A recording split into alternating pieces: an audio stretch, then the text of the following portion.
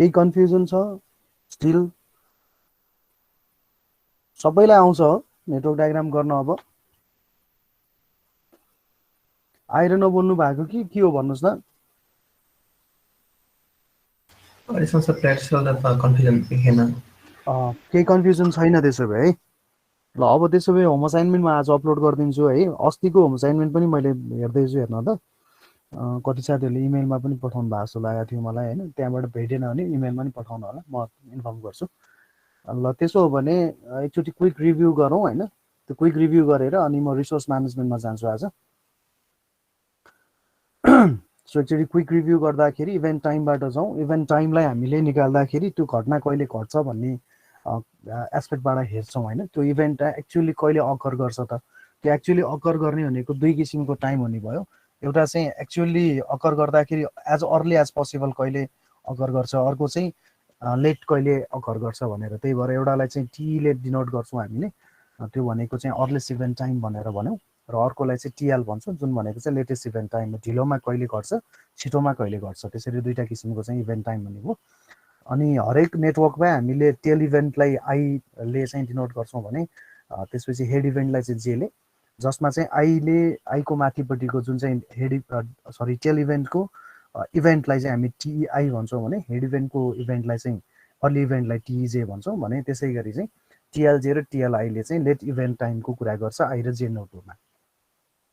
So forward pass गर्दाखेरि चाहिँ event time चाहिँ हामीले अर्ली इभेन्ट टाइम निकाल्छौँ। त्यो भनेको प्रिन्सिपल नै के हो त भन्दा एज अर्ली एज पोसिबल, छिटोमा त्यो इभेन्ट कहिले घट्छ भन्ने खालको चाहिँ त्यो भयो भने। ब्याकवर्ड पास गरेर आउँदाखेरि चाहिँ लेटली त्यो इभेन्ट कहिले घट्छ त होइन। लेटेस्ट चाहिँ तपाईँले ढिलोमा कहिलेसम्म गर्न पाउनुहुन्छ त, तपाईँलाई कतिसम्म छुट छ त, ढिलो गर्नलाई चाहिँ कतिसम्म चाहिँ तपाईँलाई चाहिँ समय छ भन्ने कुराको लागि चाहिँ टिएल टाइम हुन्छ।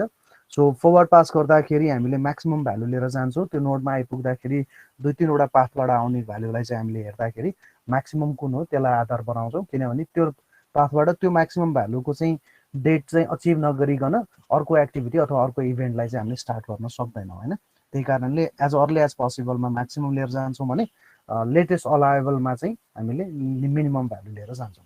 त्योभन्दा त मिनिमम किन लिएको त भन्दा मिनिममभन्दा बढी लिने बित्तिकै लेटेस्ट अलाएबल भन्दा पनि ढिलो हुने भयो नि त होइन। हो त्यही भएर हामीले चाहिँ मिनिमम भ्यालु लिएर जान्छौँ। त्योभन्दा बढी चाहिँ ढिला गर्न पाइँदैन भन्ने हिसाबमा considering the overall project duration of the project है। त्यसरी चाहिँ त्यो दुईवटा कुरा भयो। त्यसपछि एक्टिभिटी टाइममा गयौँ। एक्टिभिटी टाइममा चाहिँ चार किसिमको एक्टिभिटी टाइम हो। यसमा पनि हामीले क्यालकुलेट गर्दाखेरि चाहिँ नेटवर्क डायग्रामबाट युज गरेर निकाल्ने चाहिँ दुई किसिमको टाइम हुन्छ। एज अर्ली एज पोसिबल भने जस्तै इभेन्टको जस्तै त्यो एक्टिभिटी चाहिँ एज अर्ली कहिले स्टार्ट गर्न सक्छ त भनेको चाहिँ ओभरअल प्रेसिडेन्सको रिलेसनसिपलाई चाहिँ नबिगारिकन कसरी चाहिँ छिटोमा त्यो एक्टिभिटीलाई चाहिँ सुरु गर्न सकिन्छ त, एज अर्ली एज पोसिबल्ली कसरी चाहिँ स्टार्ट गर्न सकिन्छ भन्ने कुरा चाहिँ अर्ली स्टार्ट टाइमले चाहिँ भन्छ भने त्यसलाई हामीले फरवर्ड पास गरेर जान्छौँ। र त्यो भनेको चाहिँ केसँग बराबर हुन्छ त भन्दा त्यो कुनै पनि एक्टिभिटीको चाहिँ आफ्नो टेल इभेन्टमा भएको इभेन्ट टाइम टिईसँग चाहिँ बराबरी हुन्छ होइन, टिईसँग बराबरी हुन्छ भने। अर्ली फिनिस कहिले गर्न सक्छौँ त भन्दा अभियसली फिनिस भनेपछि एक्टिभिटीको कम्प्लिसन टाइम जोड्नु पर्यो। सो अर्ली स्टार्ट टाइम चाहिँ जहिले पोसिबल्ली सुरु हुन्छ त्यसमा चाहिँ एक्टिभिटीको चाहिँ आफ्नो ड्युरेसन जोडिसकेपछि अर्ली फिनिस टाइम आउने भयो। त्यसलाई चाहिँ हामीले क्यालकुलेट गर्छौँ, टेबलमै राखेर क्यालकुलेट गर्छौँ, ड्युरेसन जोडिदिन्छौँ। हरेक इन्डिभिजुअल एक्टिभिटीको अर्ली स्टार्ट टाइममा गएर चाहिँ एक्टिभिटीको ड्युरेसन जोडिदिन्छौँ, त्यसलाई अर्ली फिनिस टाइम भनेर भन्छ। त्यसै गरी लेटेस्ट स्टार्ट टाइम र लेटेस्ट फिनिस टाइममा जस्तो इभेन्टको जस्तै गरी लेटेस्ट अलाएबल अकरेन्स टाइम जस्तै एक्टिभिटीको लागि पनि लेटेस्ट फिनिस टाइम भनेको हेर्नु पर्यो। लेटेस्ट फिनिस टाइम भने धेरै नै ढिलो गर्दाखेरि पनि पोसिबल्ली तपाईँले अलाएबल गर्ने चाहिँ ढिलोको समयलाई जोड्दाखेरि पनि त्यो चाहिँ ढिलोमा त्यो एक्टिभिटी कहिले सकिन्छ भनेको चाहिँ लेट फिनिस टाइम भयो भने। त्यसलाई चाहिँ हामीले ब्याकवर्ड पास गरेर आउँछौँ र त्यसलाई इजिली डिनोट गर्नलाई के सजिलो छ त भन्दा हामीले त्यसको हेड इभेन्टमा भएको latest allowable occurrence time of event अर्थात् टिएलजे होइन, त्यो जेलाई चाहिँ त्यसको भ्यालुलाई हामीले हेर्छौँ, हेड इभेन्टको भ्यालुलाई। अब लेट स्टार्ट टाइममा चाहिँ त्यसलाई चाहिँ हामीले छिटो गरेर चाहिँ लेट स्टार्ट टाइम भने छिटो लेटली चाहिँ कहिले स्टार्ट गर्न सक्छौँ त भन्दाखेरि ढिलोमा कहिले स्टार्ट गर्न सक्छौँ भन्दा चाहिँ छिटो भन्दा ढिलोमा कहिले स्टार्ट गर्न सक्छ भन्यो भने चाहिँ त्यो लेटेस्ट फिनिस टाइममै। लेटेस्ट फिनिस टाइम भनेको त एक्टिभिटी सहितको टाइम हो नि त, ड्युरेसन सहितको। सो एक्टिभिटी सकिने लेट फिनिस टाइममा एक्टिभिटीको ड्युरेसन घटाइसकेपछि लेट स्टार्ट टाइम आउँछ र त्यसलाई पनि हामीले क्याल्कुलेट गर्छौँ, टेबलबाट क्याल्कुलेट गर्छौँ। यसरी दुईटा एक्टिभिटी टाइम चाहिँ हामीले नेटवर्क डायग्राम हेरेर टिई र टिएलको भ्यालु राख्ने भयौँ होइन, जसमा चाहिँ स्टार्ट टाइम र लेट चाहिँ फिनिस टाइम दुईटालाई राख्छौँ। त्यो भनेको चाहिँ फरवर्ड पास गरेर र ब्याकवर्ड पास गरेर आएकोमा अर्को दुईटा टाइम चाहिँ अर्ली फिनिस टाइम र लेटेस्ट स्टार्ट टाइमलाई चाहिँ हामीले एक्टिभिटीको ड्युरेसनलाई जोड्ने र डिडक्ट गर्ने दुईटा काम गर्छौँ। सो यो नेटवर्कको यो डायग्रामलाई चाहिँ एकदमै याद गर्नु पर्यो सबैजनाले है। यो आइजे भन्ने नोटेसन, त्यसपछि यसमा भएका टाइमहरू, किनभने फ्लोट निकाल्नलाई पनि यसको भ्यालु चाहिने भयो हामीलाई, त्यही भएर गर्दा यसलाई चाहिँ एकदमै सम्झिनु पर्यो है। त्यसपछि हामी अगाडि बढ्यौँ फ्लोटमा। फ्लोट भनेको फ्री टाइम अभाइलेबल त्यो हुन्छ कि हुँदैन त्यो एक्टिभिटीको लागि। कुनै पनि एक्टिभिटीलाई सर्टेन फ्री टाइम चाहिँ हुनुपर्छ होइन, तर त्यस्तो एक्टिभिटीहरूले चाहिँ फ्री टाइम पाउँदैन जुन एक्टिभिटी चाहिँ क्रिटिकल एक्टिभिटिजहरू छन्, क्रिटिकल पाथमा पर्छन्, उनीहरूको ड्युरेसनलाई समेसन गरेरै हामीले प्रोजेक्ट ड्युरेसन चाहिँ क्याल्कुलेट गर्छौँ। त्यो भएको हुनाले हामीले एक्टिभिटी फ्लोट भन्यो भने चाहिँ त्यो कुनै पनि एक्टिभिटीले पाउने अभाइलेबल फ्री टाइमलाई चाहिँ हामीले एक्टिभिटीको फ्लोट भनेर भन्छौँ। यस्तो फ्लोट युज गर्दाखेरि चाहिँ म्यानेजर्सहरूलाई रिसोर्सेसहरूलाई चाहिँ युज गर्नलाई, अप्टिमाइज गर्नको लागि, रिसोर्सेसहरूको चाहिँ म्यानेज गर्नको लागि त्यसले चाहिँ मद्दत पुऱ्याउँछ है। अब त्यसलाई पनि यो नोटेसन हेर्नको लागि यो फिगर चाहिँ सम्झिनु पर्यो। फ्लोट 4 किसिमको हुन्छ। त्यो कुनै पनि पाथबाट भएर जाने त्यो एक्टिभिटीलाई कति समय हामीले डिले गर्दाखेरि ओभरअल प्रोजेक्ट ड्युरेसनलाई चाहिँ हामीले मिट गर्न सक्छौँ। डिले गराइकन पनि ओभरअल प्रोजेक्ट ड्युरेसनलाई कतिले मिट हुन्छ भन्ने त्यस्तो फ्री टाइमलाई चाहिँ हामीले टोटल फ्लोट भनेर भन्छौँ। त्यो हामीलाई दुईटा अप्सनबाट निकाल्न सक्छौँ mathematically. Either we can deduct EST from LST or EFT from LFT है, त्यसलाई टोटल फ्लोट भन्छ। फ्री फ्लोट चाहिँ अभाइलेबल स्पेयर टाइम हो, इन्डिभिजुअल एक्टिभिटीको पनि हुन्छ यसमा, जसमा चाहिँ सक्सिडिङ एक्टिभिटीलाई चाहिँ एफेक्ट नगरिकन आफूभन्दा पछाडि आउने एक्टिभिटी है, सकेको एक्टिभिटी होइन कि आगामी आउने अगाडिको एक्टिभिटी भनौँ, त्यसो भए अगाडिको एक्टिभिटीलाई चाहिँ त्यसलाई चाहिँ प्रेसिडेन्सको रिलेसनसिप अथवा सक्सिडिङ एक्टिभिटिजलाई चाहिँ ढिलो नगरिकन त्यो पर्टिकुलर कुनै प्रेडेसेसर एक्टिभिटीलाई चाहिँ हामीले डिले गराउन सक्ने खालको चाहिँ टाइम छ भने त्यसलाई हामीले फ्री फ्लोट भनेर भन्छौँ। र फ्री फ्लोटलाई हामीले हेर्दाखेरि चाहिँ हेड इभेन्टको टाइम र टेल इभेन्टको टाइमलाई घटाउने हो इभेन्ट टाइमलाई है, जसमा चाहिँ एक्टिभिटीको ड्युरेसनलाई घटाइदिने हो। हेड इभेन्टको टाइम भन्यो भने यो भनेको यतापट्टि अब आउने एक्टिभिटीको लागि अर्ली स्टार्ट इभेन्ट टाइम हो, अर्थात् अर्ली स्टार्ट टाइम हो। त्यो अर्ली स्टार्ट टाइमलाई चाहिँ भोइलेट नगरिकन यो अर्ली स्टार्ट टाइममा योभन्दा यतापट्टिको एक्टिभिटी सकेको टाइम, अर्थात् यो जुन पर्टिकुलर एक्टिभिटी सुरु हुने टाइम अर्लेस्ट इभेन्ट टाइम हो त्यसको लागि। सो त्यो earliest event time of head event minus earliest start time of त्यही आफ्नै इभेन्ट होइन, त्यही इभेन्टको माइनस यो एक्टिभिटीको ड्युरेसन घटाउनु भयो भने त्यसले चाहिँ फ्री फ्लोट दिन्छ। किन भन्दाखेरि अर्लेस्ट स्टार्ट टाइम अफ हेड इभेन्टलाई हामीले डिजेले डिनोट गर्छौँ, भनेको यहाँभन्दा यतापट्टि आउने अर्को एक्टिभिटीलाई यो स्टार्ट गर्ने टाइम हो भने योभन्दा यतापट्टिको एक्टिभिटीलाई चाहिँ यो फिनिस गर्ने टाइम हो होइन। त्यसले गर्दाखेरि यो एक्टिभिटी पर्टिकुलर चाहिँ यो एक्टिभिटीलाई चाहिँ ढिलो नगरिकन कति समय चाहिँ रोक्न सकिन्छ भने त हो नि, योभन्दा यतापट्टिको एक्टिभिटीलाई ढिलो नगरिकन यही टाइमलाई चाहिँ मिट हुने किसिमले यो पर्टिकुलर एक्टिभिटीलाई चाहिँ कति समय डिले गर्न सकिन्छ भनेर चाहिँ फ्री फ्लोट हो। त्यो कारणले यसले हामीले के गर्छौँ त भन्दा यो टिइजेमा यसको टेल इभेन्टको भ्यालु घटाएर टिआइजे ड्युरेसन घटाइदिन्छौँ। Independent float or INDF or IF one पनि भनेर नोटेट गर्न सकिन्छ, अर्थात् डिनोट गर्न सकिन्छ यसलाई।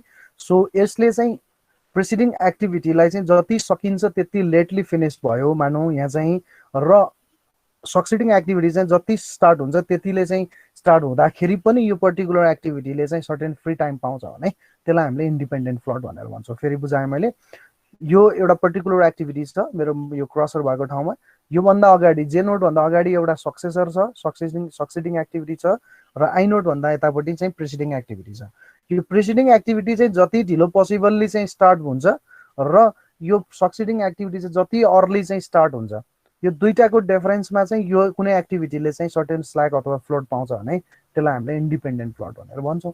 त्यही कारणले हामीले यसको चाहिँ एज लेट एज यसको चाहिँ जति चाहिँ एज पोसिबल एज लेट पोसिबल्ली चाहिँ यसको सुरु हुने भन्यो भनेको टाइम यो, र यसको चाहिँ एज अर्ली एज फिनिस भनेको टाइम भनेको यो।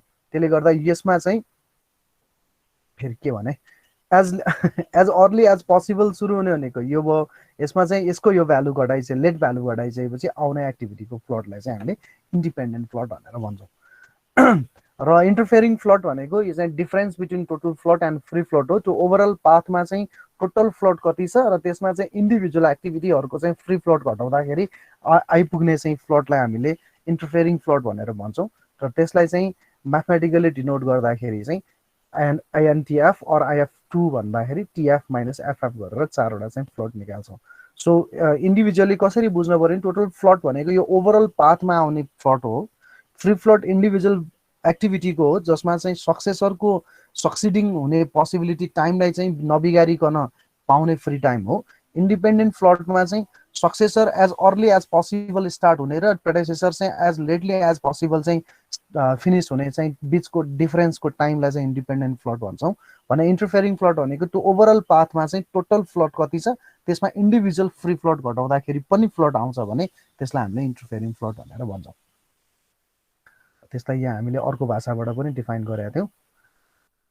त्यसको चाहिँ रियल मिनिङको रूपमा पनि मैले यसरी चाहिँ देखाएको थिएँ जसमा चाहिँ दुईटा पाथबाट जाने एक्टिभिटिजमा जस्तै रातो लाइनले चाहिँ क्रिटिकल पाथ भनेर भन्छ भने यो हरियो लाइन जुन चाहिँ छ त्यसले चाहिँ नन क्रिटिकल पाथ भनेर भन्यो जसमा चाहिँ नन क्रिटिकल पाथमा चाहिँ बी र डी मात्रै पर्ने भयो होइन। एबिडिई भनेर राख्दाखेरि चाहिँ नन क्रिटिकल पाथको रूपमा आउने भयो।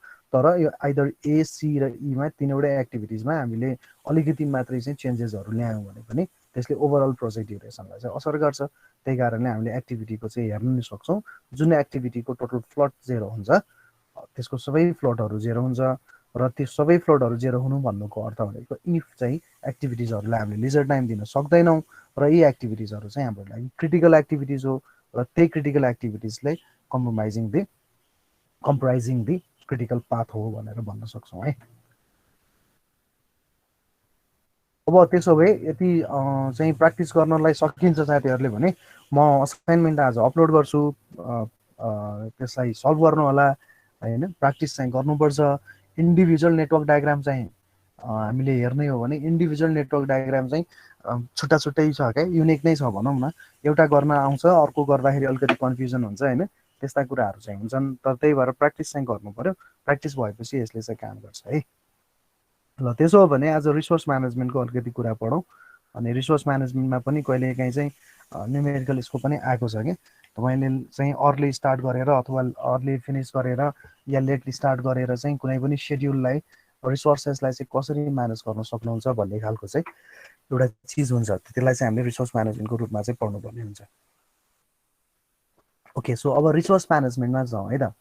रिसोर्स म्यानेजमेन्ट भनेपछि हामीले यहाँ दुईवटा शब्द छ, एउटा रिसोर्स एउटा म्यानेजमेन्ट है। रिसोर्सेस के युज गर्छौँ त प्रोजेक्टमा भन्दा पर्टिकुलरली हामीलाई थाहा भइसकेको छ हरेक एक्टिभिटिजले चाहिँ रिसोर्सेस कन्ज्युम गर्छ होइन, खपत गर्छ। त्यो रिसोर्सेस भनेको स्रोत हो। त्यो एक्टिभिटीलाई सञ्चालन गर्नको लागि त्यो एक्टिभिटीलाई कार्यान्वयन गर्नको लागि चाहिने चाहिँ हामीलाई त्यसको चाहिँ रिसोर्सेसहरू स्रोतहरू हो। त्यो स्रोतहरूमा मेटेरियल पर्छ, त्यो स्रोतहरूमा ह्युमन रिसोर्सेस पर्छ, त्यसै गरी टाइम पर्छ, मसिन पर्छ।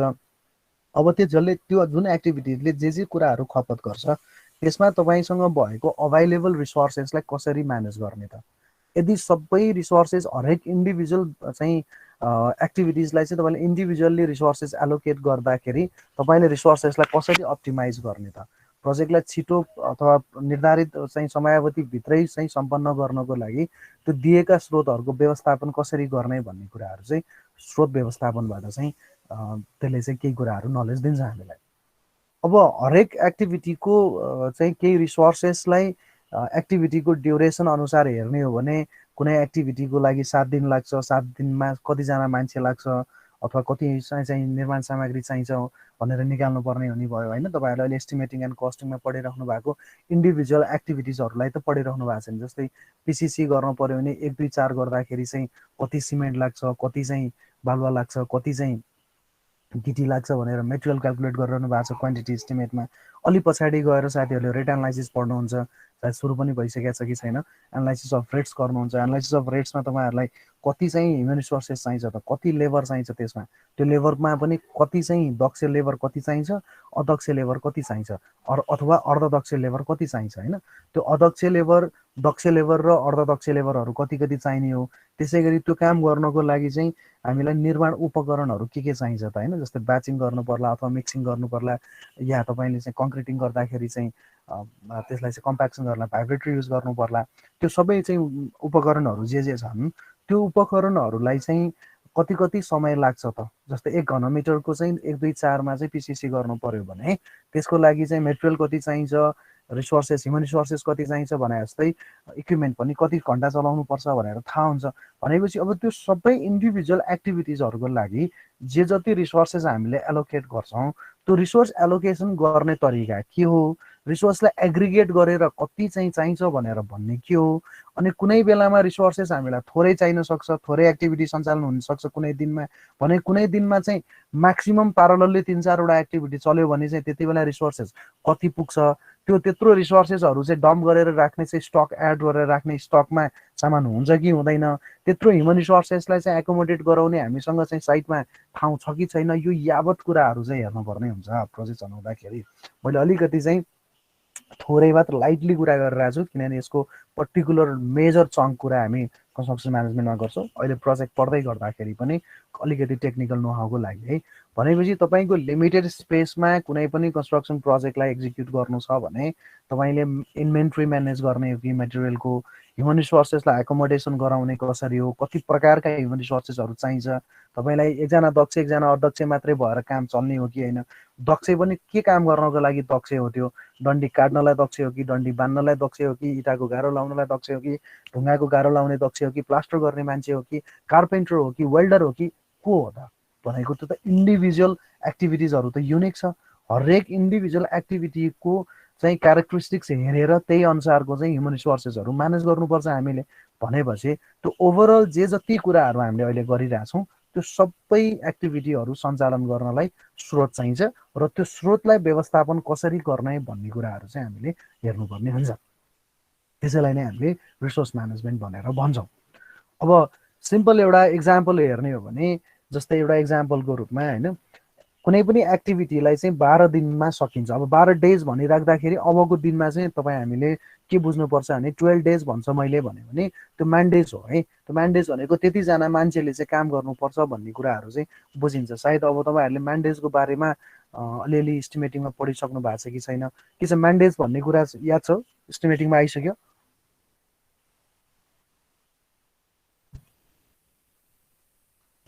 साथी हो म्यान्डेज भन्ने कुरा इस्टिमेटिङमा आयो? छैन सर, आइपुगेको छैन भनेपछि हामी कहाँ छौँ भन्नुहोस् त, उमा इस्टिमेटिङमा कहाँ छौँ भन्नुहोस् त, के चाहिँ पढाइ भइरहेछ अहिले?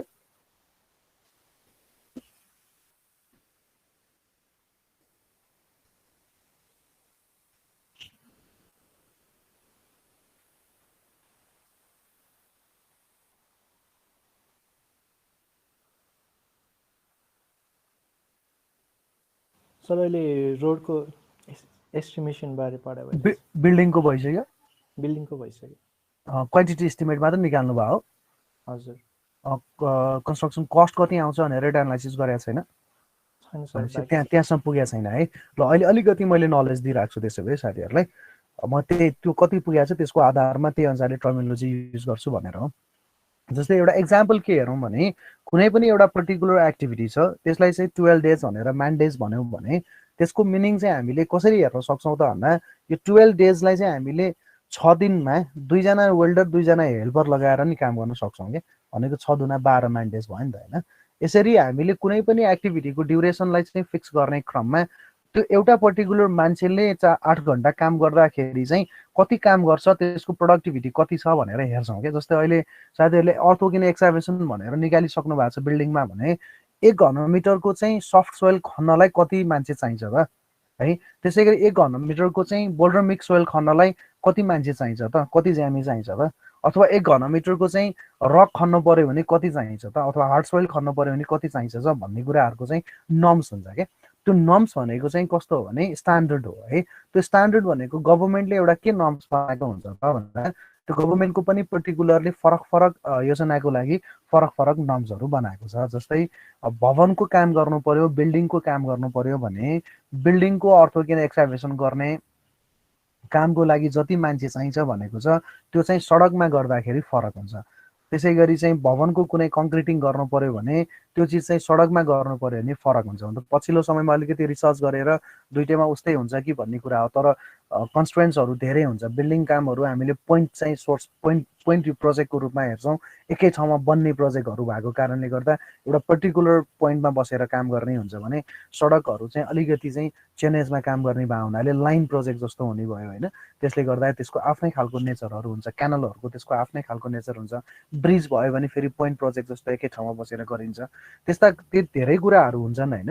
त्यसले गर्दाखेरि हरेक चाहिँ विभागले आफ्नो आफ्नै नर्म्सहरू बनाएको हुन्छ कि, त्यही कारणले भवन विभागको आफ्नो नर्म्स छ, वर्किङ नर्म्स है, सडक विभागको आफ्नो नर्म्स छ, इरिगेसनको आफ्नो छ, खानेपानीको आफ्नो छ, जति पनि भौतिक पूर्वाधारका चाहिँ योजनाहरू कार्यान्वयन गर्ने विभागहरू छन् ती विभागहरूले चाहिँ सर आफ्नै हजुरले स्लाइड प्रेजेन्ट गरिरहनु भएको? स्लाइड त प्रेजेन्ट गरेको छैन मैले, यही रिसोर्स म्यानेजमेन्टै आइरहेको छ होइन। स्लाइडै प्रेजेन्ट भएको छ। स्लाइड प्रेजेन्ट भएन, मैले बोलेको कुरा त बुझिराख्नु भएको छ, सुनिराख्नु भएको छ? यस सर।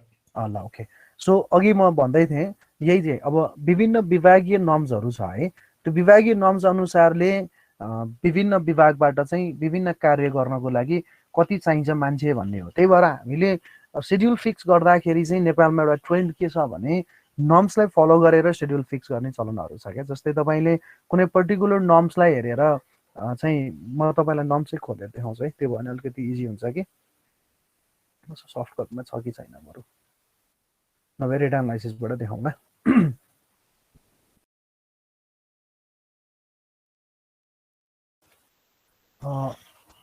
प्रोजेक्ट भइरहेछ,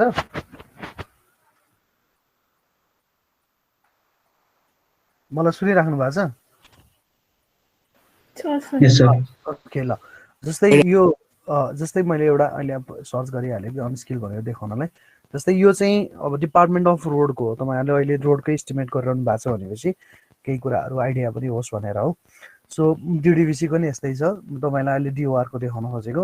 so government of Nepal, ministry of physical transport and infrastructure and transport भने डिओआर है। उसले नर्म्स भन्यो, norms for rate analysis of road and bridge works भन्यो होइन। कुनै पनि रोड र ब्रिज बनाउनको लागि चाहिँ कति चाहिँ के कुरा कति कति नर्म्स चाहिन्छ। जस्तै मेटेरियलकै कुरा पनि तपाईँले क्वान्टिटी इस्टिमेट गर्दाखेरि त्यो क्वान्टिटी इस्टिमेटबाट आएको चाहिँ पर्टिकुलरली क्वान्टिटी अफ द मेटेरियल्सलाई चाहिँ स्ट्यान्डर्डाइज गरेको छ क्या। अघि नै मैले भने तपाईँहरूलाई पिसिसी गर्नु पर्यो भने त्यो सिमेन्टको क्वान्टिटी कति लाग्छ, एग्रिगेटको कति लाग्छ, त्यसै गरी बालुवाको कति लाग्छ, कति वाटर सिमेन्ट रेसियोमा कसरी निकाल्ने भन्ने कुराको तपाईँहरूलाई थाहा छँदैछ कसरी निकाल्ने भन्ने कुरामा त्यो पर्टिकुलरली तपाईँहरूले निकाल्न सकिहाल्नुहुन्छ होइन। 1 घनमिटरको चाहिँ ब्रिक म्यासनरीको वालमा कति चाहिँ नम्बर अफ ब्रिक्स चाहिन्छ, 1 क्लासको ब्रिक भन्ने कुरा तपाईँले निकाल्न सकिहाल्नुहुन्छ होइन। त्यसै गरी चाहिँ कुनै पनि एउटा कङ्क्रिटिङ गर्नु पर्यो भने मानौ 10 फिट बाई 10 फिटको कुनै एउटा स्ल्याब ढलान गर्नु पर्यो भने रिइन्फोर्समेन्ट कति चाहिन्छ भन्यो भने तपाईँले पर्सेन्टेजमा राखेर निकाल्न सक्नुहुन्छ। कङ्क्रिट भोल्युमको इन्डिभिजुअली रिबारलाई पनि तपाईँले क्यालकुलेट गरेर केजीमा अथवा टनमा निकाल्न सक्नुहुन्छ होइन।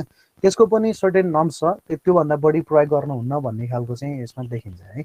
हो अब त्यसै गरेर चाहिँ विभिन्न तपाईँलाई अब के चाहियो त होइन, मेटेरियललाई को हकमा के चाहियो, ह्युमन रिसोर्सको हकमा के चाहियो, इक्विपमेन्टको हकमा के चाहियो भन्ने कुराहरूको लागि पनि यसले धेरै कुराहरू चाहिँ नर्म्स बनाइदिएको छ। जस्तै हामीले यसरी सर हेर्दै जाने हो भने तपाईँले धेरै कुराहरू देख्नुभयो होइन।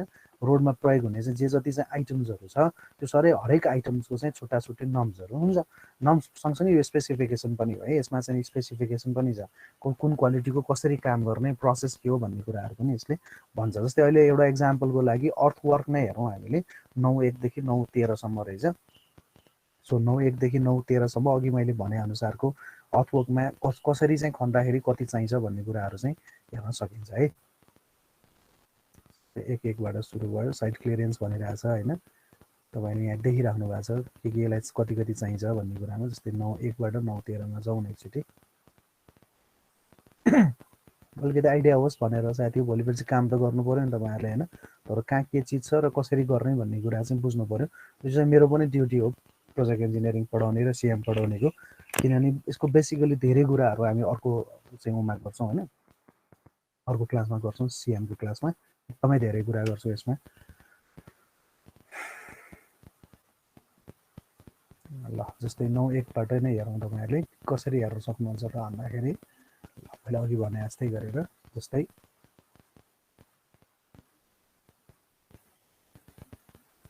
यहाँबाट सुरु छ हैन नम्बर डेटा एनालाइसिसको 9:1 बाट सुरु भयो अर्थवर्क्सको लागि है।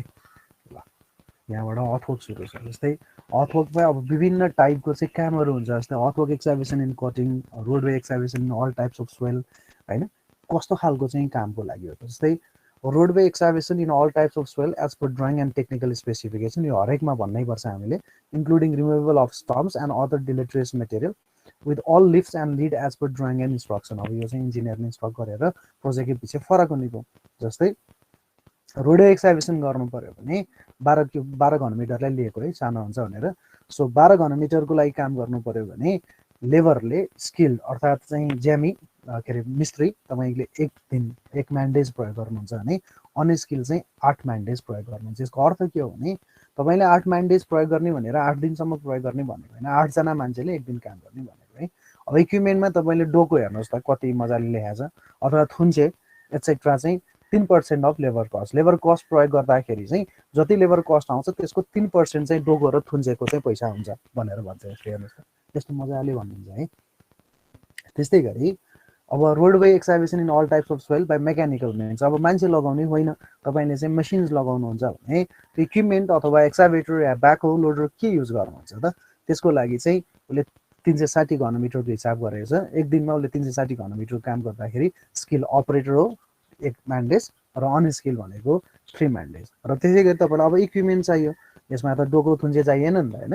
सो इक्विपमेन्ट चाहियो भने चाहिँ तपाईँले हाइड्रोलिक एक्सकाभेटर चाहिँ कति घन्टा चल्छ भन्दा 6 घन्टा चल्छ भनेर भनेको छ। कति माटो काट्नको लागि 360 घनमिटर काट्नको लागि। त्यसरी चाहिँ हेर्नु पर्यो। त्यही भएर त हामीले त्यत्रो चाहिँ लेबर इन्टेन्सिभ र क्यापिटल इन्टेन्सिभको कुरा गर्दाखेरि फास्टर रेट अफ कन्स्ट्रक्सन हुन्छ भनेको कारण के हो त भन्दा त्यही हो। यसले चाहिँ large chunk of the labour फोर्सलाई चाहिँ डिडक्ट गर्ने भयो होइन, कटौती गर्ने हो। माथि 10 वटा थियो 10 जना थियो भने यहाँ तल 3 जना भए पुग्छ। यस्ता कुराहरू हेर्नुपर्छ एज अ इन्जिनियर रहेछ त्यो।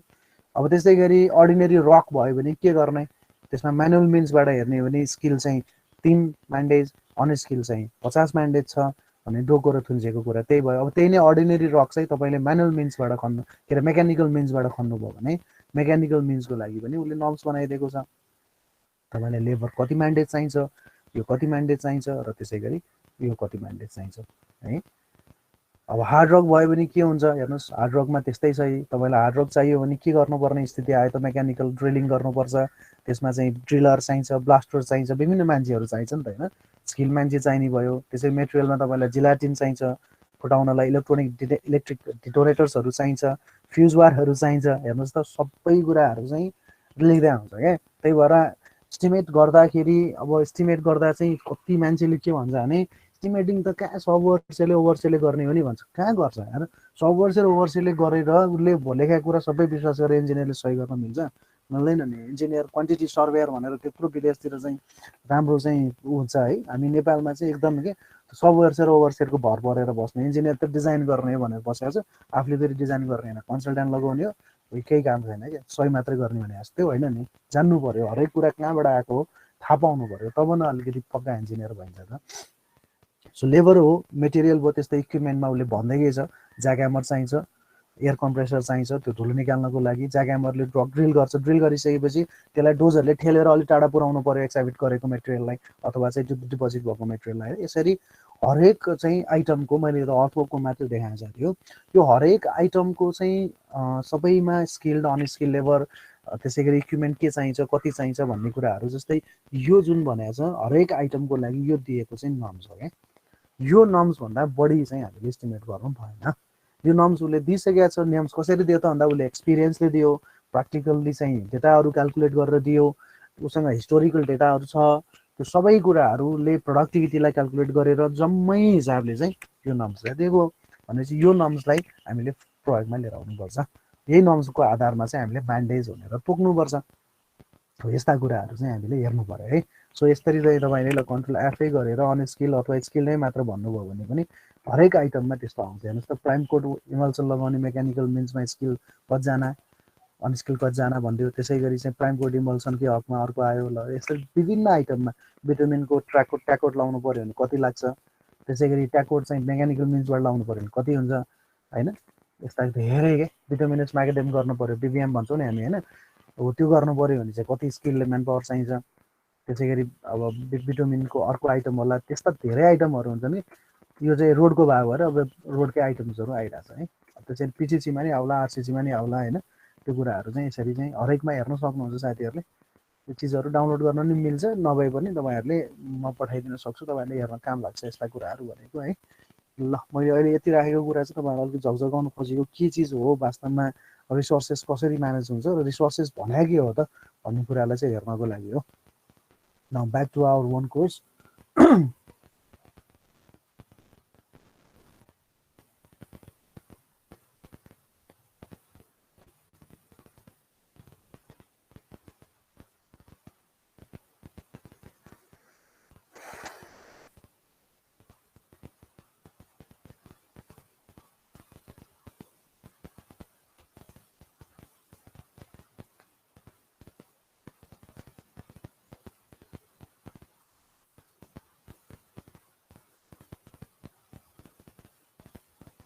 अब त्यो पर्टिकुलरली म्यान्डेज किन भन्यो भन्ने कुरालाई चाहिँ बुझ्नलाई सजिलो होस् भनेर होइन।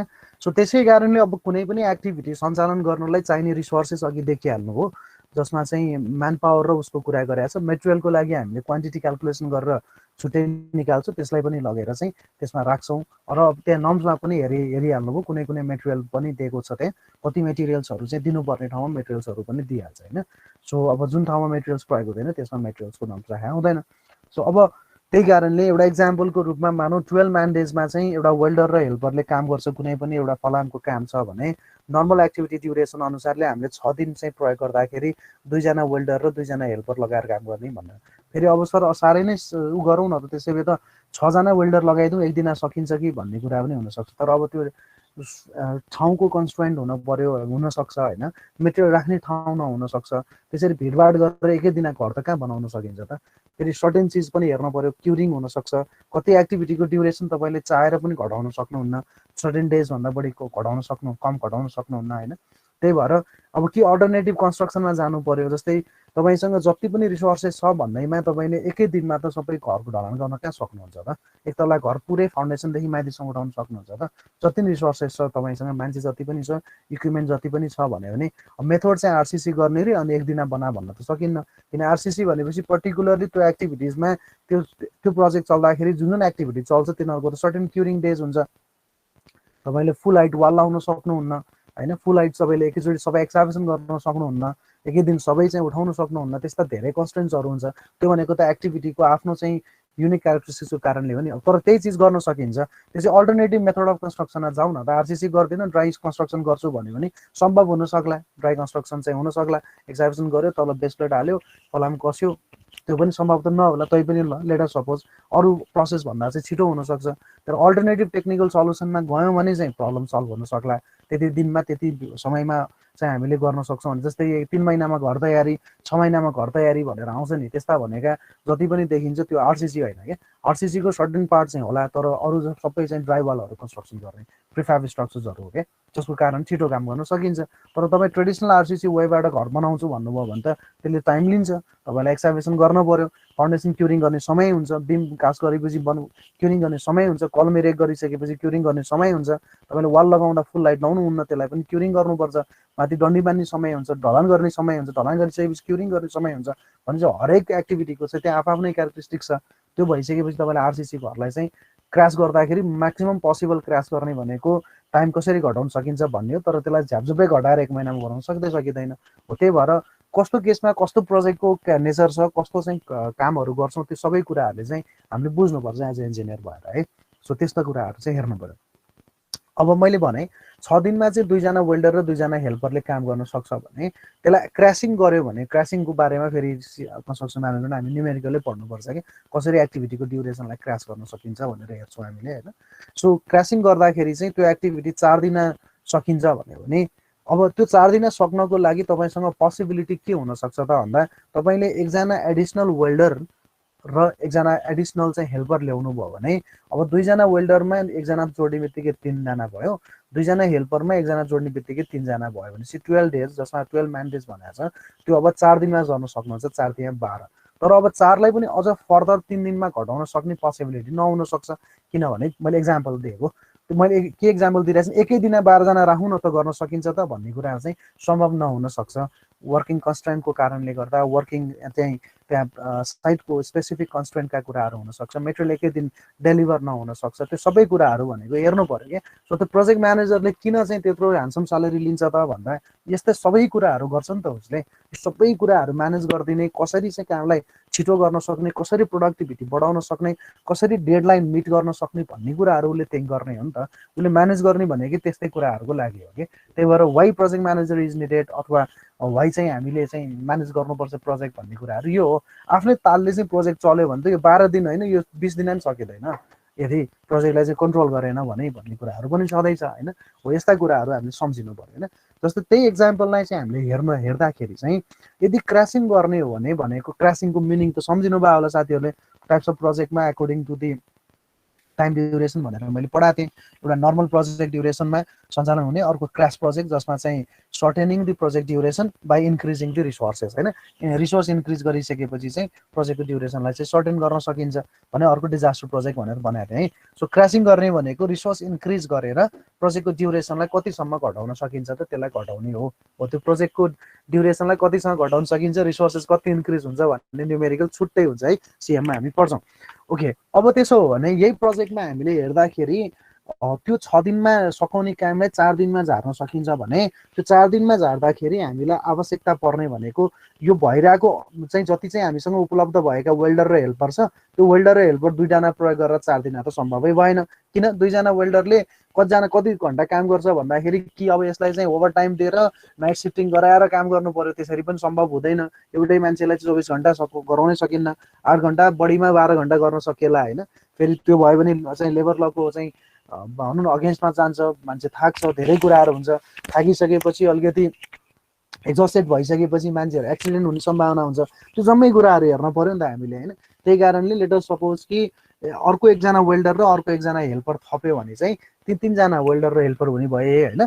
तिनीहरूको आधारमा 3 जना वेल्डर र 3 जना हेल्परले चाहिँ त्यो काम गर्दाखेरि 4 दिन सकिन्छ भन्ने पनि हुनसक्छ। अब त्यस्तो अवस्था भयो भने हामीले के सोच्नु पर्यो त भन्दा एज अ प्रोजेक्ट म्यानेजरले हामीसँग अभाइलेबल भएको 2 जना वेल्डर पहिल्यै छ, 2 जना हेल्पर पहिल्यै छ भने अब त्यो कामलाई चाहिँ छिटो सकाउनको लागि 6 दिनबाट चाहिँ 4 दिनमा झार्नको लागि एकजना वेल्डर र एकजना हेल्पर चाहिँ तपाईँले नयाँ चाहिँ क्याजुअल बेसिसमा हायर गर्नु पर्यो हो। अब त्यो सबै हायर गर्ने कि नगर्ने, कुन टाइममा गर्ने, अथवा हामीसँग उपलब्ध भएको रिसोर्सेसबाटै चाहिँ त्यो काम चाहिँ सकिन्छ कि सकिँदैन, त्यो सबै कुराहरूलाई चाहिँ व्यवस्थापन गर्ने भनेकै रिसोर्स म्यानेजमेन्ट हो।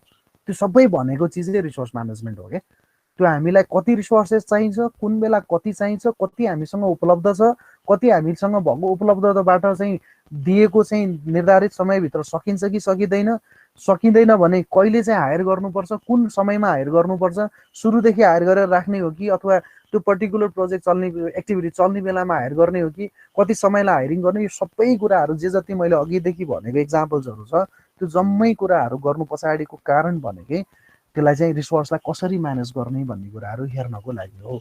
त्यही भएर यसको कन्सेप्ट चाहिँ हामीले क्लियरली चाहिँ बुझ्नु जरुरी छ एज अ इन्जिनियर। कसरी चाहिँ प्रोजेक्टलाई चाहिँ रिसोर्समा चाहिँ युटिलाइजेसन गराउने, रिसोर्सलाई कसरी अप्टिमाइज गर्ने, कसरी चाहिँ म्यानेज गर्ने भन्ने कुराहरू चाहिँ एकदमै हेर्नु जरुरी छ है। त्यही भएर टाइम कस्ट ट्रेड अफ भनेको एउटा अप्टिमाइजेसनै हो कि हामीले टाइम र कस्टको चाहिँ रिलेसन दिएर छिटो समयमा थोरै पैसामा कसरी चाहिँ प्रोजेक्ट सञ्चालन गर्न सक्छौँ भन्ने शुद्ध पनि हामीले हेर्न सक्छौँ कि त्यस्ता कुराहरू पनि हुन्छन् है।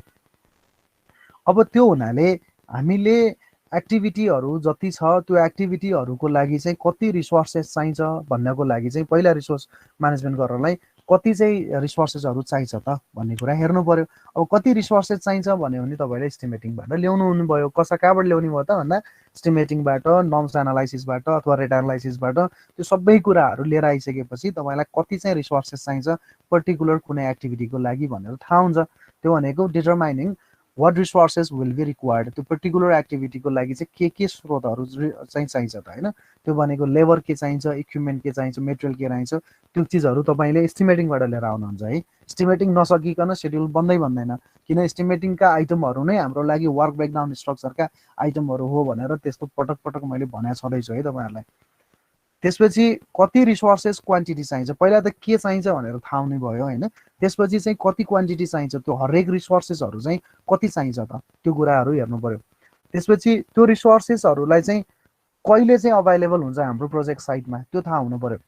त्यो रिसोर्सेस कहिले चाहिँ अभाइलेबल हुन्छ, हामीसँग भएको रिसोर्सेसलाई मात्र प्रयोग गरेर हुन्छ कि अथवा बाहिरबाट हायर गरेर चाहिँ रिसोर्सेसलाई चाहिँ पुऱ्याउँछौँ हामीले, त्यो कुरामा चाहिँ क्लियर हुनु पर्यो प्रोजेक्ट म्यानेजर। अब त्यही कारणले रिसोर्सको एस्टिमेटिङ गर्ने चाहिँ विभिन्न टेक्निक्सहरू छ। कति कति चाहिँ रिसोर्सेस चाहिन्छ भन्दाखेरि एउटा पर्टिकुलरली आज चाहिँ अहिले एज अफ नाउ मैले सोधेँ भने तपाईँहरूलाई भन्न सक्नुहुन्छ रिसोर्सेस कसरी क्यालकुलेट गर्ने भन्दा क्वान्टिटी एस्टिमेट गर्न सक्छौँ। We have a working norms, जुन नर्म्समा चाहिँ पर्टिकुलर आइटम अफ वर्कको लागि कति चाहिँ चाहिन्छ भन्ने कुराहरू निकाल्न सकिन्छ भन्ने कुराहरू यसबाट देख्न सकिन्छ है। जस्तै तपाईँहरूले एउटा सानो इक्जाम्पलै कुरा गरौँ, जस्तै 1.5 को चाहिँ आरसिसी गर्नु पर्यो भने सिमेन्ट कति ब्याग चाहिन्छ भनेर निकाल्न सक्नुहुन्छ है तपाईँहरूले, सक्नुहुन्छ?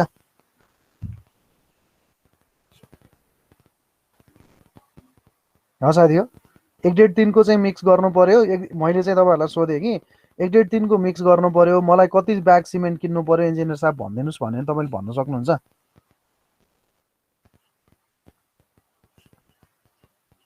सक्नुहुन्छ? खोइ त के लाइन काट्यो? मलाई सुन्दै हुनुहुन्छ? सर कसरी निकाल्न सक्नुहुन्छ भन्नुहोस् त कोही एकजनाले साथी हो। 1.5 को चाहिँ ढलान गर्नु पर्यो, त्यसको लागि चाहिँ अब कति चाहिँ रिसोर्सेस चाहिन्छ भनेर सिमेन्ट कति बोरा किनेर लिएर आउँ इन्जिनियर साहब भनिदिनुहोस् भन्यो भने त तपाईँले भनिदिनु पऱ्यो नि यार मलाई, नत्र मैले त धेरै ल्याउँला फेरि।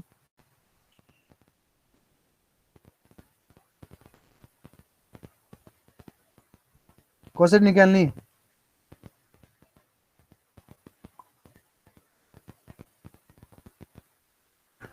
बिर्सिनु भयो भएन नि, ल यसलाई पढ्नु पर्यो है सायद, यो पढ्नु पर्यो सबै सब्जेक्टलाई चाहिँ त्यही अनुसारले हेर्नु पर्यो है।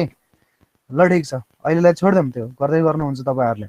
सो रिसोर्स एस्टिमेटिङको टेक्निक हेर्ने हो भने एक्सपर्ट जजमेन्ट भन्छ होइन। एक्सपर्ट जजमेन्टमा अब कुनै ग्रुप अथवा पर्टिकुलर पर्सनसँग ह्याभिङ द स्पेसलाइज नलेज, त्यहाँबाट पनि अलिकति चाहिँ आइडियाहरू लिन सकिन्छ।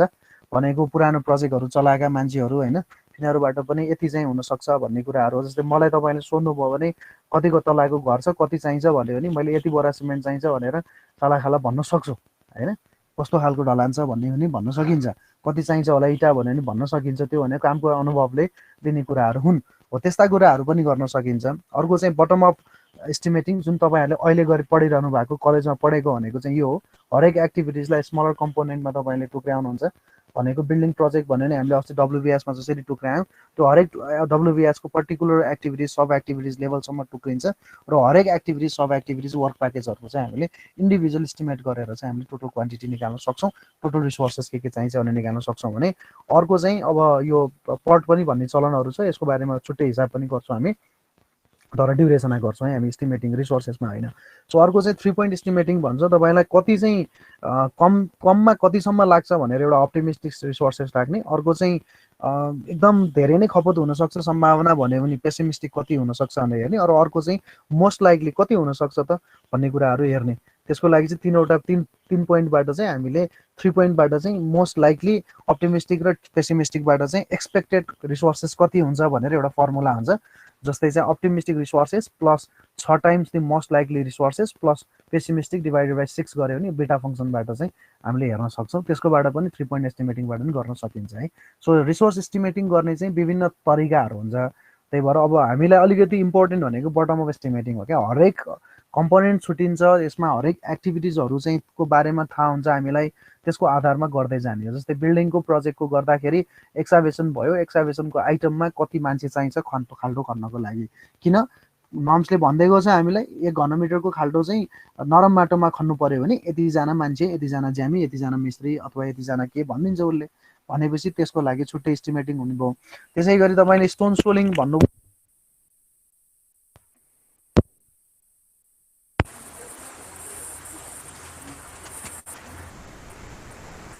डिस्टर्बेन्स आएको होस् उमा मेरो आवाज अलि डिस्टोर्ट भइरहेछ हो सर माइक गएछ नि मेरो ल नयाँ माइकको खोजी भयो ल ओके अहिले सुन्यो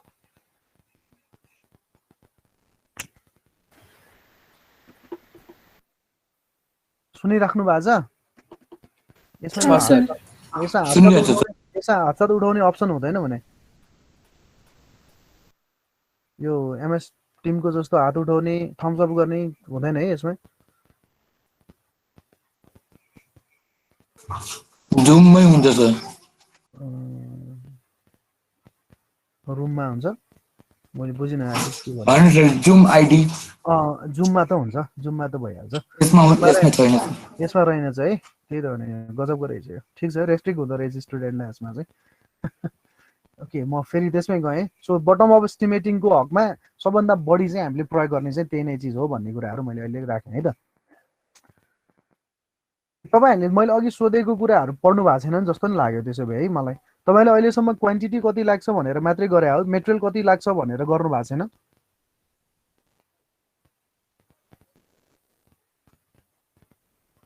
त्यहाँसम्म पढ्नु भएको छैन जस्तो लाग्यो मलाई त्यही भएर नि तपाईँ अब मलाई पढ्नु भयो होला मैले सोधेको क्वेसनको हो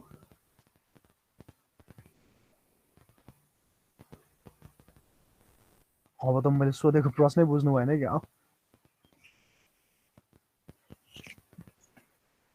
क्वान्टिटीको मात्र गराएको छ त्यस्तै लाग्यो मलाई मेरो विचारमा त्यो मेटेरियलमा ब्रेकडाउन नगरे नि हुनसक्छ अझै त्यो त पछाडिको च्याप्टर भयो नि त एस्टिमेटिङको मलाई सिलेबस थाहा भएन फेरि सायद ठिक छ तपाईँहरूले त्यो मैले भनेका कुरा यहाँबाट चाहिँ तपाईँले के झकझगाउन खोजिरह भने यो चिजहरू थाहा पाउनु पर्ने रहेछ है भन्नुभयो भने अब तपाईँले त्यही अनुसारले सिरियसली त्यतातिर चाहिँ हेर्नुहुन्छ भन्ने मेरो चाहना भएर हो है त त्यो एकदम राम्रो नलेज चाहिन्छ है सायद त्यो क्वान्टिटी एस्टिमेटिङको किनभने त्यो एउटा भ्रममा के नपर्नुहोस् भने एस्टिमेटिङ गर्ने चाहिँ सबवर्सेर ओभरसेयरको काम हो भन्ने कुरा जसले भन्छ भने उसले जीवनमा कहिले पनि एस्टिमेटिङ गरेको छैन जुनसुकै इन्जिनियरले भन्नुहोस् है तपाईँ सिनियर जुनियर जसले भन्नुहोस् मिड लेभलको जसले भन्नुहोस् उसले के तपाईँले के बुझ्नु पर्यो भने यसले एस्टिमेटिङको कामको बारेमा यसलाई थाहा रहन्छ यसले क्वान्टिटी कसरी निकाल्छ कसरी चाहिँ काम हुन्छ भन्ने कुराको बारेमा यसलाई नलेज छैन भने बुझे हुन्छ है त्यही भएर त्यो भ्रममा नपर्नु है एस्टिमेटिङ हाम्रो काम होइन भन्ने भ्रममा पर्दै नपर्नु है ओभरसेयरले बढी पर्छ त्यो अर्को कुरा भयो किन उनीहरूको सब्जेक्ट कम हुन्छ त्यही भएर यही चिजलाई उनीहरूले 2-3वटा सेमेस्टर लगाएर पढ्छ तपाईँले एक सेमेस्टरमा पढ्ने जस्तो कुराहरू होइन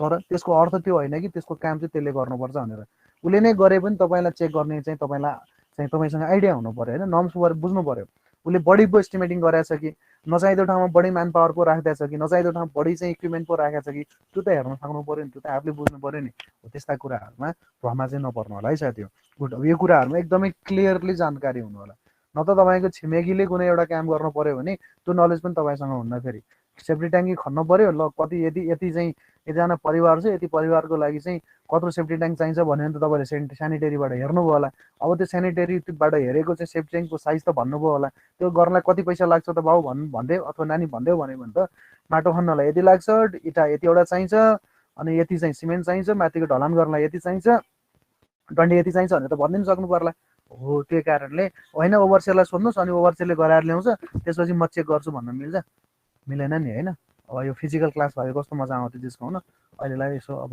यति भए पनि चित्त बुझाउनु पर्यो होइन मैले बनाएको कुरामा माइन्ड नगर्नु होला जाथ्यो सिक्नुहोस् है भनेको कुरा है ल माइन्ड गर्नु भएको छैन नि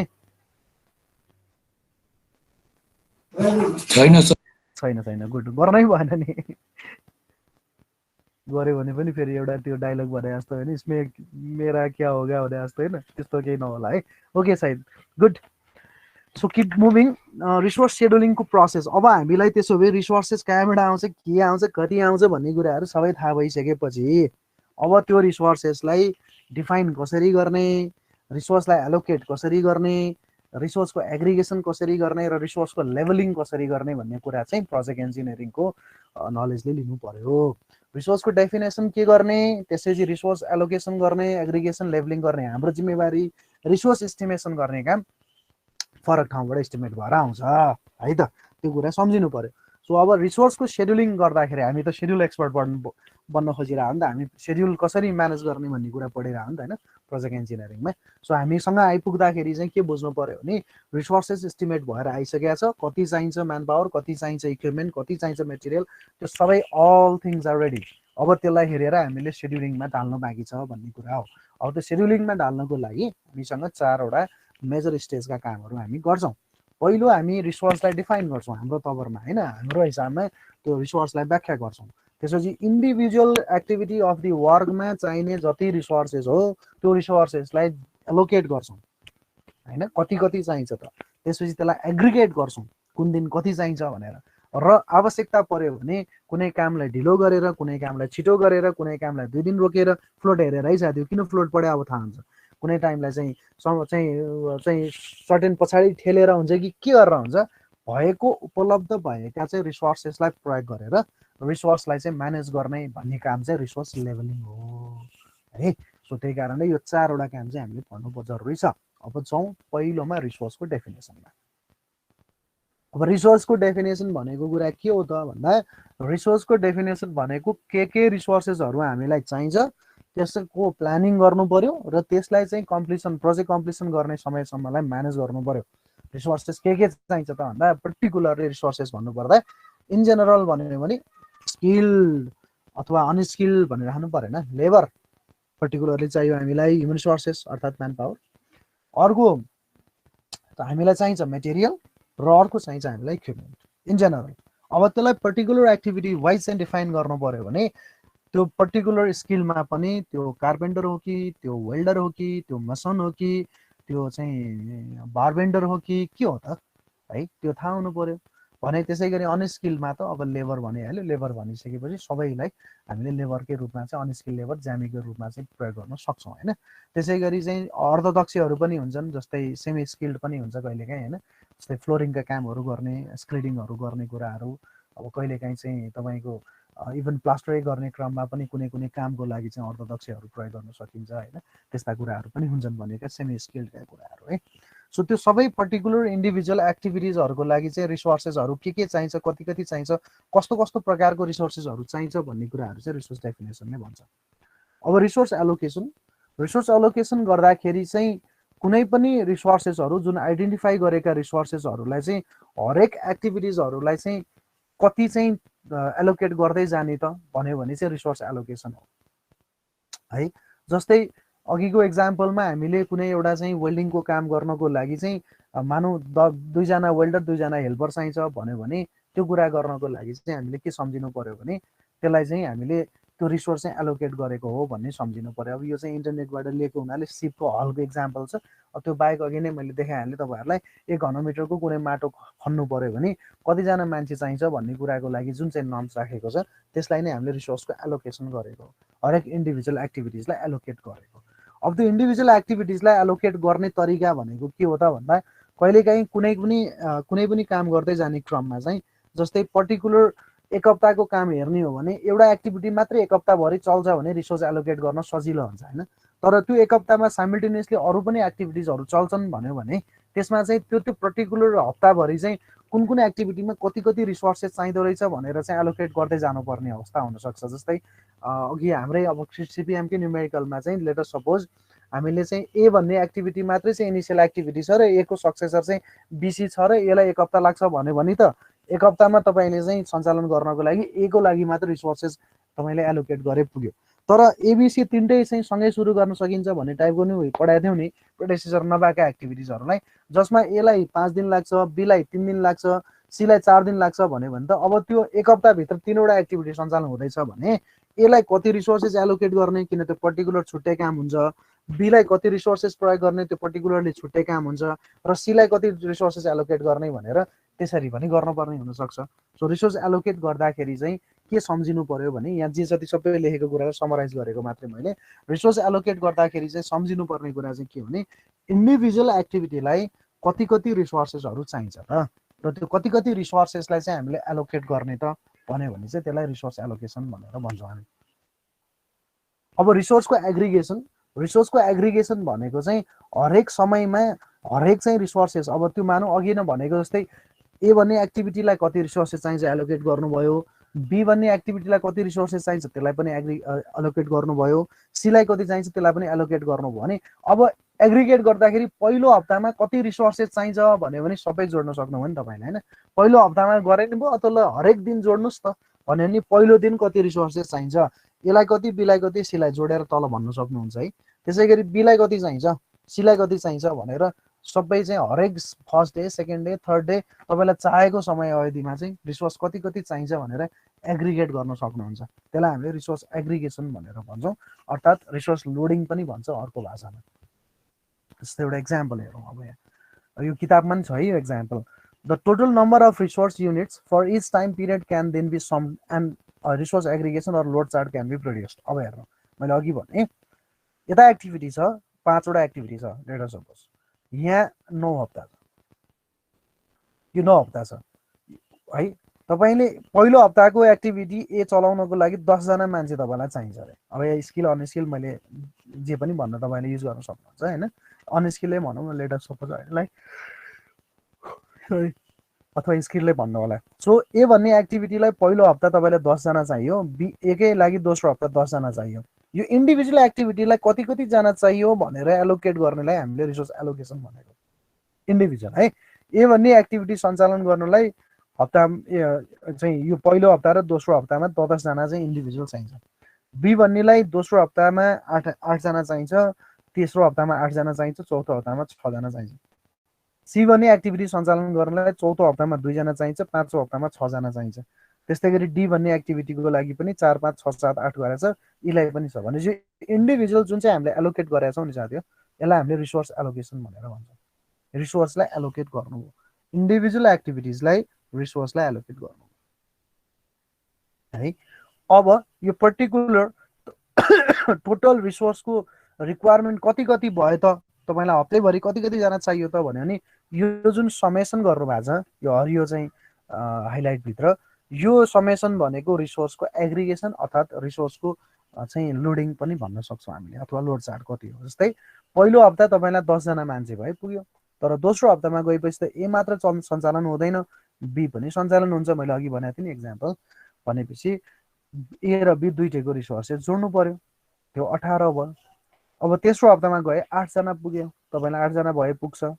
त्यसै गरी चौथो हप्तामा जाँदाखेरि 6, 2, 2 गरेर 10 जना चाहियो, पाँचौँ हप्तामा 12 गरेर सबै गयो। अब त्यसैलाई तपाईँले चाहिँ हिस्टोग्राम बनाउनु भयो भने यसरी चाहिँ हिस्टोग्राम देखिन्छ, हेर्नुहोस् त होइन। यो भनेको 10 को भ्याल्यु, यो भनेको 18 को भ्याल्यु, यो भनेको 8 को भ्याल्यु, यो फेरि 10 मा गयो, यो फेरि 12 मा गयो, फेरि 10 मा आयो, फेरि 14 मा गयो, अब 6 मा गयो। अब एउटा एक्जाम्पल तपाईँहरूले यसो डिस्कस गर्नु न त। अब यो रिसोर्सको हिस्टोग्रामलाई हेरेर नि, यो रिसोर्सको हिस्टोग्रामलाई हेर्दाखेरि तपाईँसँग भएको अभाइलेबल चाहिँ 10 म्यान डेज अर्थात् 10 जना चाहिँ करिब करिब 10 जना लेबर चाहिँ तपाईँसँग भएको टोटल 10 जना स्किल लेबर चाहिँ तपाईँसँग सधैँ आफ्नो साइटमा हुन्छ भन्यो भने तपाईँको 10 जना रिसोर्सेसले तपाईँले यो प्रोजेक्ट सञ्चालन गर्न सक्नुहुन्छ। तपाईँसँग अभाइलेबल भएको रिसोर्सेस चाहिँ अब इन्जिनियर साहबहरूले भनिदिनु पर्यो है, तपाईँहरूसँग चाहिँ 10 जना मान्छे छ। मैले सोधेँ तपाईँहरूलाई 10 जना मान्छे छ, यो हिस्टोग्रामलाई हेर्नुहोस्, यो प्रोजेक्टको सेड्युललाई हेर्नुहोस्। 10 जना मान्छेले तपाईँ प्रयोग गरेर यो प्रोजेक्ट सञ्चालन गर्दा तपाईँलाई कुन कुन हप्तामा कति कति समस्या पर्छ होला, तपाईँले कुन कुन हप्तामा चाहिँ 10 जना मान्छेबाट काम गराउन तपाईँलाई अप्ठ्यारो पर्छ, सक्नुहुन्न, कुन कुन हप्तामा?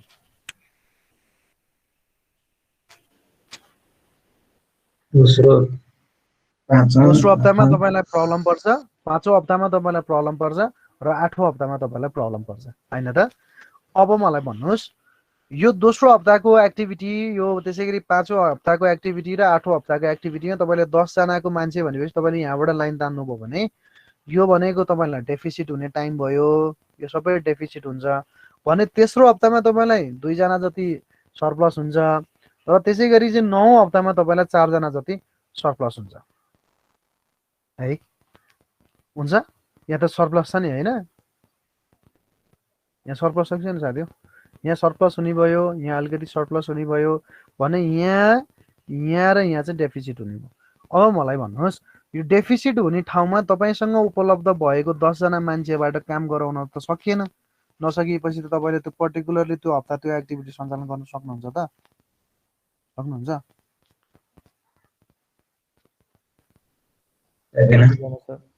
सकिँदैन है, सकिन्छ त? तपाईँसँग भएको 10 जना मान्छे भन्दा बढी नै चाहिन्छ, 18 जना चाहिन्छ। अब यस्तो कामलाई तपाईँले क्रिटिकल पाथमा परेको कामलाई तपाईँले यहाँ होइन म अब यो 10 जनाबाट गराउँछु भन्यो भने यो 2 हप्तामा सकिन्छ त, 1 हप्ताभित्र सकिन्छ त यो प्रोजेक्ट, अर्थात् यो एक्टिभिटी दोस्रो हप्तामा सकिएला त?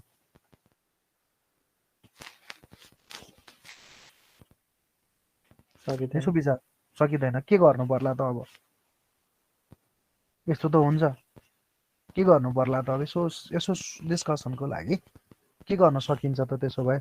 केही त गर्नु पर्यो। ला 10 जना मान्छे भयो, 18 चाहिन्छ, म त काम गर्न सक्दिनँ भनेर छोडेर जान नि भएन प्रोजेक्ट म्यानेजरले। के गर्ने होला त? के गर्न सकिएला त? यसो त्यत्तिकै क्याजुअल्ली केही आन्सर्सहरू गर्नु न। यो कुरालाई बुझिहाल्नुभयो प्रश्नलाई, त्यो प्रश्नलाई चाहिँ उत्तर दिनलाई यस्तो गर्न सकिन्छ कि सर भन्ने हुन्छ नि त, अथवा केही त होला। यसो सोच्नुहोस् त के हुन्छ त?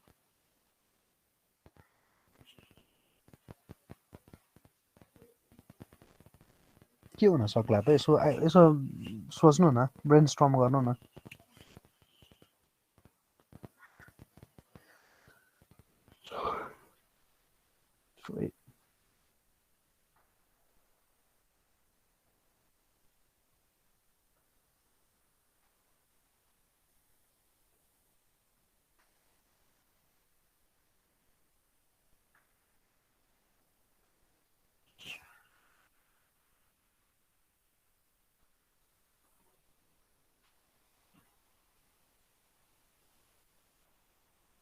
केही त होला नि, यसो सोच्नु न। ल भएन नि साथी, के गर्न सकिन्छ होला त? मान्छेहरू थप्ने, मान्छेहरू थप्दाखेरि तपाईँ हामीले त्यो पर्टिकुलर विकमा नै थप्नु पर्यो नि है। सुरुदेखि थप्यो भने तिनीहरूलाई काम दिन सकिन्न, आइडल बस्ने भयो। आइडल बस्नु भनेको प्रोजेक्टलाई घाटा हो, किन पे त गर्नुपर्छ उसलाई।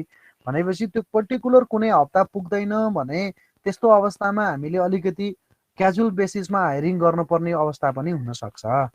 भने सेड्युल अनुसारले चाहिँ प्रोजेक्ट सञ्चालन गर्ने क्रममा हामीलाई चाहिँ नि उपलब्ध भएको रिसोर्सेसबाट चाहिँ पुगेन भने आवश्यकता अनुसारले क्याजुअल बेसिसमा हायरिङ गरेर एक्टिभ चाहिँ रिसोर्सेसहरू थपेर काम गराउन सकिने अवस्था पनि हुनसक्छ।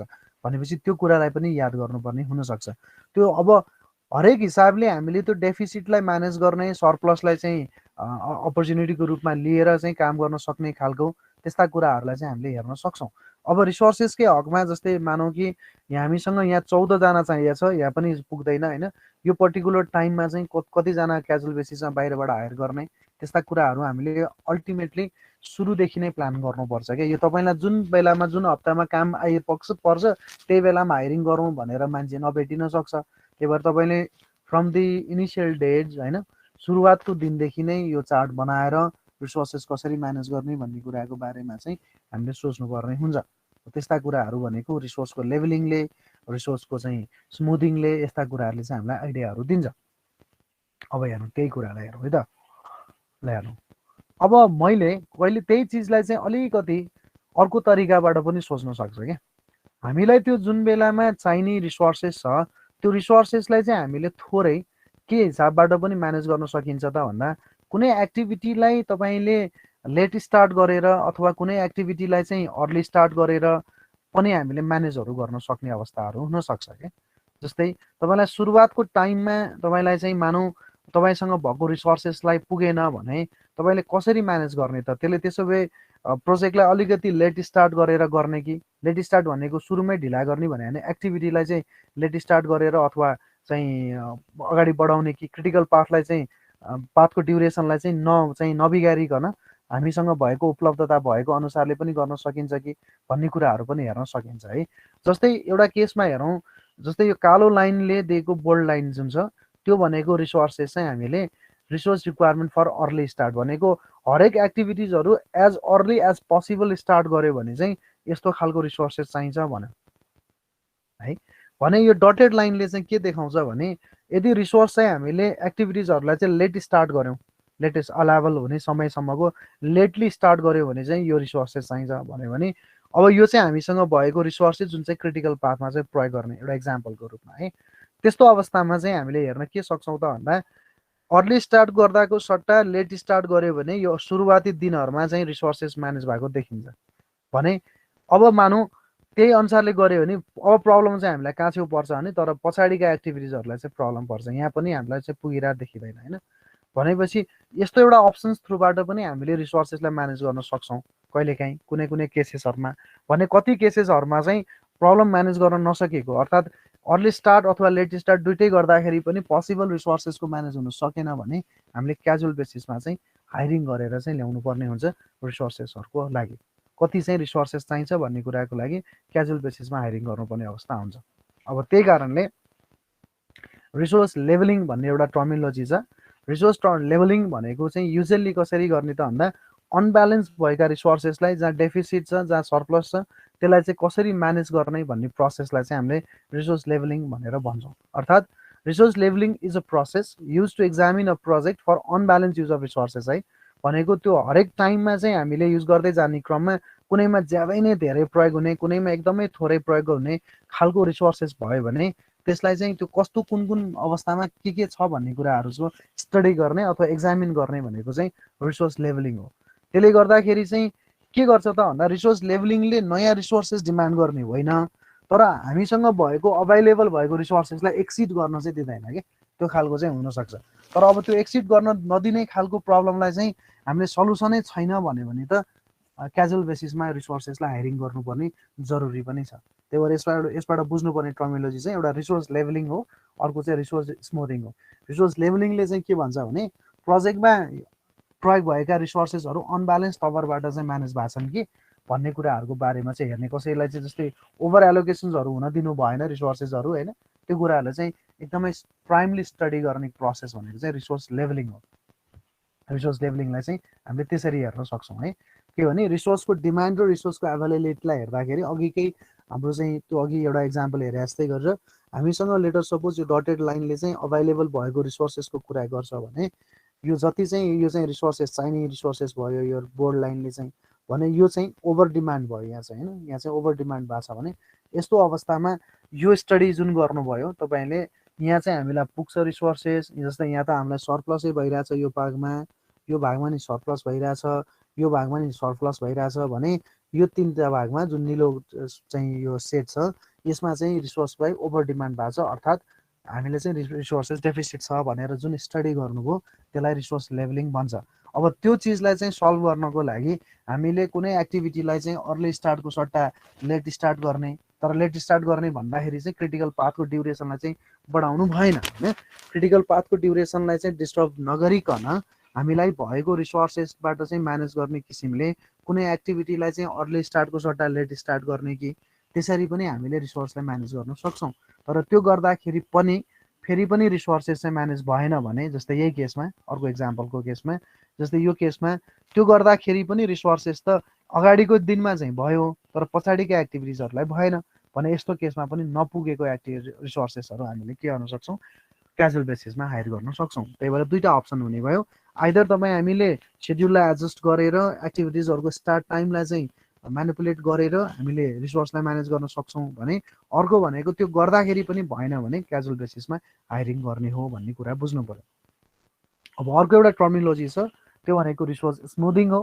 रिसोर्स स्मुथिङ भनेको लेभलिङ गरेर आएको चाहिँ रिसोर्सबाट जुनमा चाहिँ डेफिसिट छ, जुनमा चाहिँ सरप्लस छ, त्यसलाई चाहिँ तपाईँले हामीले रिसोर्सेसलाई म्यानेज गर्ने क्रममा कुनै एक्टिभिटीलाई अर्ली स्टार्टमा सुरु गर्ने, कुनै एक्टिभिटीलाई लेट स्टार्टमा सुरु गरेर म्यानेज गर्छ, या त्यो चाहिँ यो ट्रफ र क्रेस्ट भनौँ न, हामीलाई थाहा छ नि त हाइड्रोबारमा पढ्नु भयो होला, त्यो ट्रफ र क्रेस्टलाई चाहिँ कसरी ब्यालेन्स गर्ने, अर्थात् ओभर चाहिँ डिमान्ड भएको केस र चाहिँ हामीलाई सरप्लस भएको केसमा डेफिसिट र सरप्लसलाई ब्यालेन्स गर्नको लागि कसरी चाहिँ स्मुथिङ गर्न सकिन्छ, त्यो प्रोसेस भनेको चाहिँ रिसोर्सको स्मुथिङलाई भनिन्छ है, जहाँ चाहिँ पिक्स र ट्रफ्सहरूलाई चाहिँ एलिमिनेट गर्ने र एउटै रिसोर्सेस चाहिँ थ्रु आउट द पिरियडभित्र चाहिँ हामीले कसरी म्यानेज गर्न सक्छ भन्ने प्रोसेसलाई चाहिँ रिसोर्स स्मुथिङ भनेर भन्छौँ। त्यो भइसकेपछि हामीलाई सजिलो के हुन्छ भने कुन हिसाबले चाहिँ हामीले रिसोर्सेसलाई कसरी म्यानेज गर्न सक्छौँ भन्ने कुराहरू चाहिँ देखिन्छ है। तर अब कतिवटा टर्मिनोलोजी हामीले यहाँसम्म पढ्यौँ भने रिसोर्सको डेफिनेसनको कुरा गऱ्यौँ, रिसोर्स इन्डिभिजुअललाई कसरी एलोकेट गर्ने भनेर भन्यौँ, त्यसरी रिसोर्स कसरी एग्रिगेट गर्ने भन्ने आयो, र रिसोर्सको लेभलिङ भनेको ट्रफ र क्रेस अथवा सरप्लस र डेफिसिट कहाँ कहाँ छ, अनब्यालेन्स कहाँ कहाँ छ भनेर स्टडी गर्ने भन्यौँ भने यसकै पार्टमा चाहिँ रिसोर्स स्मुथिङ भनेर पढ्यौँ। रिसोर्स स्मुथिङ भनेको चाहिँ त्यो ट्रफ र क्रेसलाई मिलाउने र रिसोर्सलाई चाहिँ म्यानेजेबल हिसाबले चाहिँ म्यानेजेबल हिसाबले चाहिँ स्मुथिङ गर्ने अथवा म्यानेजेबल हिसाबले चाहिँ त्यसलाई बाँडफाँड गर्ने भन्यो भने चाहिँ रिसोर्स लेभलिङ हो भन्ने कुरा बुझ्नु पर्यो है।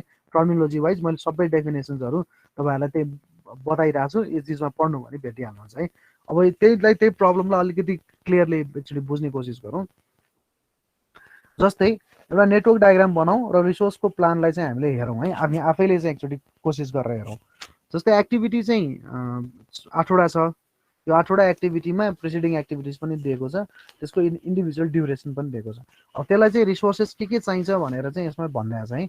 फिटर, लेबर, वेल्डर र मेसन, चार प्रकारका रिसोर्सेस हामीलाई चाहिन्छ। ए भन्ने एक्टिभिटी सञ्चालन गर्नको लागि 2 जना फिटर 2 जना लेबर चाहिँदो रहेछ। बी को लागि 2 जना मेसन 2 जना लेबर, सी को लागि 2 जना वेल्डर 2 जना लेबर, डी को लागि 4 जना फिटर 4 जना लेबर। यसरी चाहिँ हरेकको लागि चाहिँ हेरौँ है। अब यसको अनुसारले यो दिएको ड्युरेसन अनुसारको तपाईँले एउटा चाहिँ प्रिसिडिङ एक्टिभिटीको डायग्राम बनाउनुहोस् त साथी। सिपिएम कति बजे भ्याउँछ कि भ्याउँदैन आज? ए म एकचोटि सरस्वती बताइदिन्छु मात्र है त, यो भ्याउँदो रहन्छ नि। जस्तै यसलाई चाहिँ हामीले हेऱ्यौँ भने यो एक्टिभिटीको ड्युरेसन र प्रिसिडिङ एक्टिभिटी सहितको ड्युरेसन राखेको छ है, र त्यसमा चाहिने रिसोर्सेस पनि राखेको छ। यसलाई अर्को न्युमेरिकल पनि गर्नुपर्छ हामीले, यो पहिला बुझाउँछु, त्यसपछि अर्को चाहिँ पहिला एउटा क्वेसन आएको छ त्यसलाई पनि म सल्भ गर्छु। पर्सन रिक्वायरमेन्ट यता राखेको छ, यो रिसोर्सेसको दिएको छ है। अब तपाईँले प्रब्लमलाई हामीले हेऱ्यौँ भने यसरी देखिन्छ भनौँ न, यो मैले कतैबाट रेफरेन्स लिएको है साथीहरू। यसमा 5 छ, 1 2 5 6 7, यो 1 3 6 7 र 5 1 4 6 7, 4वटा 3टा 5 छ है। 20 दिन सबभन्दा क्रिटिकल हो, 20 दिन चाहिँ क्रिटिकल भयो। त्यसै गरी 1 3 6 7 को 11 दिन, 1 4 6 7 को 11 दिन। अब यो नेटवर्कलाई तपाईँले चाहिँ रिसोर्सको चार्टमा ड्र गर्नु भने यस्तो देखिन्छ होइन। टोटल 20 दिनको प्रोजेक्ट हो। यता ह्युमन रिसोर्स कति चाहिन्छ भनेको छ, र एडिजिएच भनेको क्रिटिकल पाथका चाहिँ एक्टिभिटिजहरू हुन्। एडिजिएच यता भनेकै छैन, एडिजिएच क्रिटिकल पाथको एक्टिभिटी। त्यसमा एलाई पनि छुट्टै एलोकेट गरेको छ, डी लाइन छुट्टै एलोकेट गरेको छ, जी लाइन छुट्टै एलोकेट गरेको छ, एस लाइन छुट्टै एलोकेट गरेको छ भने अर्को पाथ छ बी भएर जाने पाथ भनेको चाहिँ यो पाथ हो बिइएचबाट जाने पाथ, त्यो भनेको बिई भयो, एचसँग मेल गर्नु पर्यो, डटेड गरेर एचलाई जोडिदिएको। त्यसै गरी सिएफबाट जाने पाथ सिएफएच भयो, सिएफएचमा सी भनेको यो एक्टिभिटी हो, एफ भनेको यो एक्टिभिटी हो, डटेड गरेर एचमा जानु पर्यो किन यसको कनेक्सन त एचमा छ नि होइन। त्यो हेर्नुभयो भने यसलाई हामीले जेसरी ड्र गरेका छौँ यो भनेको रिसोर्सको के गरेको भन्नुहोस् त,